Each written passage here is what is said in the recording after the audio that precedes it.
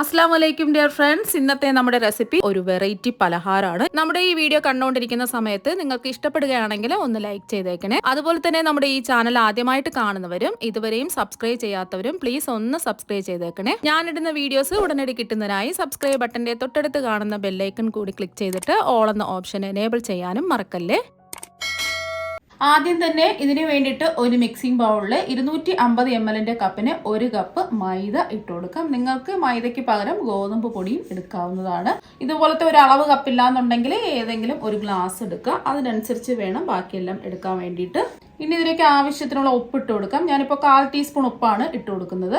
ഇനി ഇതിലേക്ക് 1 table spoon പഞ്ചസാര കൂടി ചേർത്ത് കൊടുക്കാം. ഇത് നല്ല ടേസ്റ്റ് കിട്ടുന്നതിനും നല്ല മൊരിഞ്ഞ് കിട്ടുന്നതിനും വേണ്ടിയിട്ടാണ് 1 ടേബിൾ സ്പൂൺ പഞ്ചസാര ചേർത്ത് കൊടുക്കുന്നത്. ഇനി ഇതെല്ലാം കൂടിയിട്ട് നല്ലതുപോലെ ഒന്ന് മിക്സ് ചെയ്യാം. ഈ മാവും ഉപ്പും പഞ്ചസാരയും മാവിൻ്റെ എല്ലാ ഭാഗത്തും എത്തുന്നതിന് വേണ്ടിയിട്ട് ഒരു വിസ്ക് വെച്ചോ ഒരു സ്പൂൺ വെച്ചോ ഇതുപോലെ ഒന്ന് മിക്സ് ചെയ്തെടുക്കാം. ഇനി ഇതിലേക്ക് ആവശ്യത്തിന് വെള്ളം ഒഴിച്ചു കൊടുക്കാം. ഞാനിപ്പോൾ 250 ml കപ്പിന് 1 കപ്പ് വെള്ളമാണ് ആദ്യം ഒഴിച്ചു കൊടുക്കുന്നത്. നോക്കിയിട്ട് വേണമെന്നുണ്ടെങ്കിൽ പിന്നീട് വെള്ളം ചേർത്ത് കൊടുക്കാം. ഇപ്പം ഞാൻ സാധാരണ പച്ചവെള്ളമാണ് ചേർത്ത് കൊടുത്തിട്ടുള്ളത്. ഇനി എല്ലാം കൂടിയിട്ട് കട്ടകളൊന്നുമില്ലാതെ ഒന്ന് മിക്സ് ചെയ്തെടുക്കാം. ഇപ്പോൾ വെള്ളം ഒരുമിച്ച് എടുത്ത് ഒഴിക്കരുത്. ആദ്യം 1 കപ്പ് ഒഴിച്ചതിന് ശേഷം വേണമെന്നുണ്ടെങ്കിൽ നോക്കിയിട്ട് വീണ്ടും കുറച്ച് വെള്ളം കൂടി ചേർത്ത് കൊടുത്താൽ മതി. ഇപ്പം കണ്ടില്ലേ, കുറച്ച് കട്ടിക്കാണിരിക്കുന്നത്. കുറച്ച് വെള്ളം കൂടി നമുക്ക് ചേർത്ത് കൊടുക്കാം. ഇനി ഇതിലേക്ക് ഒരു 1/4 കപ്പ് വെള്ളം കൂടി ഒഴിച്ചു കൊടുക്കാം. വീണ്ടും നല്ലതുപോലെ കട്ടകളൊന്നുമില്ലാതെ ഒന്ന് മിക്സ് ചെയ്തെടുക്കാം. അപ്പോൾ കട്ടകളൊന്നുമില്ലാതെ മാവ് മിക്സ് ചെയ്തെടുത്തിട്ടുണ്ട്. നിങ്ങൾ ഗ്ലാസ്സിലൊക്കെ മാവ് അളന്നെടുക്കുകയാണെന്നുണ്ടെങ്കിൽ 1 ഗ്ലാസ് മാവിന് 1.25 ഗ്ലാസ് വെള്ളമാണ് ഒഴിച്ചു കൊടുക്കേണ്ടത്. ഇപ്പോൾ കറക്റ്റ് പരുവത്തിന് മാവ് ഒന്ന് മിക്സ് ചെയ്തെടുത്തിട്ടുണ്ട്. അപ്പോൾ മാവ് നല്ലതുപോലെ ഒന്ന് മിക്സ് ചെയ്തെടുത്തിട്ടുണ്ട്. ഇനി ഇതിലേക്ക് 1 ടീസ്പൂൺ വെളിച്ചെണ്ണ കൂടി ചേർത്ത് കൊടുക്കാം. ഒന്നുകൂടി ഒന്ന് മിക്സ് ചെയ്തെടുക്കാം. ഇപ്പോൾ ഒന്ന് മിക്സ് ചെയ്തെടുത്തിട്ടുണ്ട്. ഇനി കലക്കി മിക്സ് ചെയ്ത് വെച്ചിരിക്കുന്ന മാവ് ഒരു മിക്സിയുടെ ജാറിലേക്ക് ഒഴിച്ചു കൊടുക്കാം. ഇനി ഇതൊന്ന് അടിച്ചെടുക്കാം. ഒരുപാട് അടിച്ചെടുക്കേണ്ട ആവശ്യമൊന്നുമില്ല, ജസ്റ്റ് ഒന്ന് അടിച്ചെടുത്താൽ മതി. ഇപ്പോൾ മാവ് ജസ്റ്റ് ഒന്ന് അടിച്ചെടുത്തിട്ടുണ്ട്. ഒരുപാട് അടിച്ച് പതപ്പിക്കേണ്ട ആവശ്യമൊന്നുമില്ല, ജസ്റ്റ് 30 സെക്കൻഡ് ഒന്ന് അടിച്ചെടുത്താൽ മതി. ഈ ഒരു പരുവത്തിലാണ് നമ്മുടെ മാവ് അടിച്ചെടുക്കുമ്പോൾ കിട്ടുന്നത്.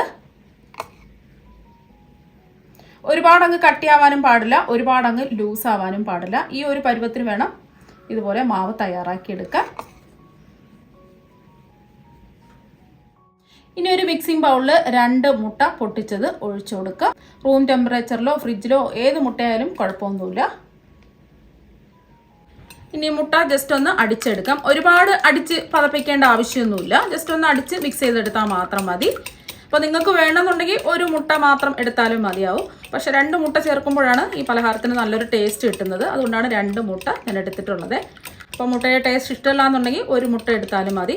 ആ ഒരു സമയത്ത് 1-2 ടേബിൾ സ്പൂൺ വെള്ളവും കൂടി ചേർത്ത് കൊടുക്കേണ്ടി വരും. എന്നാൽ മാത്രമേ ആ മാവ് കറക്റ്റായിട്ട് നമുക്ക് കിട്ടുള്ളൂ. അപ്പോൾ ഒന്ന് മിക്സ് ചെയ്തെടുത്തിട്ടുണ്ട്. ഇനി ഇതിലേക്ക് അടിച്ച് വെച്ചിരിക്കുന്ന ആ മാവും കൂടി ഒഴിച്ചു കൊടുക്കാം. ഇപ്പോൾ മാവ് മുഴുവനും ഒഴിച്ചു കൊടുത്തിട്ടുണ്ട്. ഇനി ഇതെല്ലാം കൂടിയിട്ട് ഒന്നുകൂടി യോജിപ്പിച്ചെടുക്കാം. ആ മാവും മുട്ടയും എല്ലാം ഒന്ന് യോജിച്ച് കിട്ടണം. അപ്പോൾ നിങ്ങൾ എടുക്കുമ്പോൾ മിക്സിയിൽ മാവും മുട്ടയും ഒരുമിച്ചിട്ട് എടുക്കരുത്. ഇതുപോലെ വേണം മുട്ട ചേർത്ത് കൊടുക്കാൻ വേണ്ടിയിട്ട്. മാവ് ഒന്ന് അടിച്ചതിന് ശേഷം പ്രത്യേകം വേണം മുട്ട അടിച്ചെടുത്തിട്ട് മാവൊന്ന് യോജിപ്പിച്ചെടുക്കാൻ. അതൊന്ന് പ്രത്യേകം ശ്രദ്ധിക്കുക. എന്നാൽ മാത്രമേ നമുക്ക് പലഹാരം കറക്റ്റായിട്ട് കിട്ടുള്ളൂ. ഇപ്പോൾ ഒന്ന് മിക്സ് ചെയ്തെടുത്തിട്ടുണ്ട്. അപ്പോൾ ഈ ഒരു പരുവത്തിന് വേണം നമ്മുടെ ബാറ്റർ തയ്യാറാക്കിയെടുക്കാൻ. ഒരുപാടങ്ങ് നമ്മൾ നേരത്തെ പറഞ്ഞല്ലോ, ഒരുപാടങ്ങ് കട്ടിയാവാനും പാടില്ല, ഒരുപാടങ്ങ് ലൂസാവാനും പാടില്ല. ഇനി ഇത് ചുട്ടെടുക്കുന്നതിന് വേണ്ടിയിട്ട് ഒരു തവയിലേക്ക് കുറച്ച് ഓയിലൊന്ന് ബ്രഷ് ചെയ്ത് കൊടുക്കാം. അപ്പോൾ ഞാൻ വെളിച്ചെണ്ണയാണ് ഒന്ന് ബ്രഷ് ചെയ്ത് കൊടുക്കുന്നത്. നിങ്ങൾക്ക് വേണമെന്നുണ്ടെങ്കിൽ നെയ്യ് ബ്രഷ് ചെയ്ത് കൊടുത്താലും മതി. ചെറുതായിട്ടൊന്ന് ബ്രഷ് ചെയ്ത് കൊടുത്താൽ മതിയാവും. ഈ ഫ്ലെയിം കൂട്ടിയിടരുത്, ലോ ടു മീഡിയം ഫ്ലെയിം വേണം വെക്കാൻ വേണ്ടിയിട്ട്, അല്ലെങ്കിൽ മീഡിയം ഫ്ലെയിം വെക്കുക. ഇനി നമ്മുടെ ബാറ്റർ നല്ലതുപോലെ കലക്കിയതിന് ശേഷം ഇതിൽ നിന്നും 1.5 സ്പൂൺ മാവ് ഒഴിച്ചു കൊടുക്കാം. ഇനി ഇതുപോലെ എല്ലാ ഭാഗത്തും ഒന്ന് ആക്കി കൊടുക്കുക. മാവ് ഒഴിച്ച് ഉടൻ തന്നെ ഇതുപോലെ എല്ലാ ഭാഗത്തും ഒന്ന് ആക്കി കൊടുക്കണം.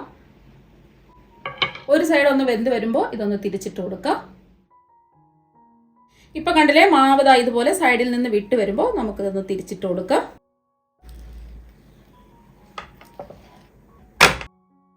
ഇനി ഇതിൻ്റെ പുറത്ത് കുറച്ച് വെളിച്ചെണ്ണ ഒന്ന് ബ്രഷ് ചെയ്ത് കൊടുക്കാം. വെളിച്ചെണ്ണ ബ്രഷ് ചെയ്ത് കൊടുക്കണമെന്ന് നിർബന്ധമൊന്നുമില്ല, നല്ലൊരു ടേസ്റ്റ് കിട്ടുന്നതിന് വേണ്ടിയിട്ടാണ് ഇങ്ങനെ ബ്രഷ് ചെയ്ത് കൊടുക്കുന്നത്.